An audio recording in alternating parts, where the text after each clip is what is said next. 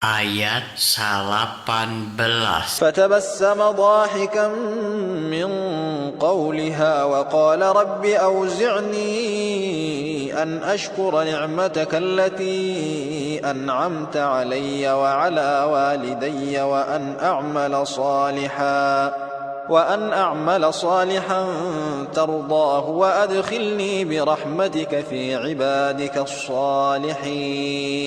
Nyeh Sulaiman imut seuri lantaran ngadenge omongan sirem tea sarta manehna ngadoa. Nun Gusti Pangeran abdi, mugi Gusti maparin ilham ka abdi supados abdi muji syukur kana nikmat Gusti anu parantos dikurniakeun ku Gusti ka abdi sareng pun biang miwah pun bapa, sareng supados abdi tiasa ngalampahkeun amal soleh nu dipirido ku Gusti, sareng mugi Gusti ngalebetkeun abdi ku rahmat Gusti kana golongan jami-jami anu saroleh.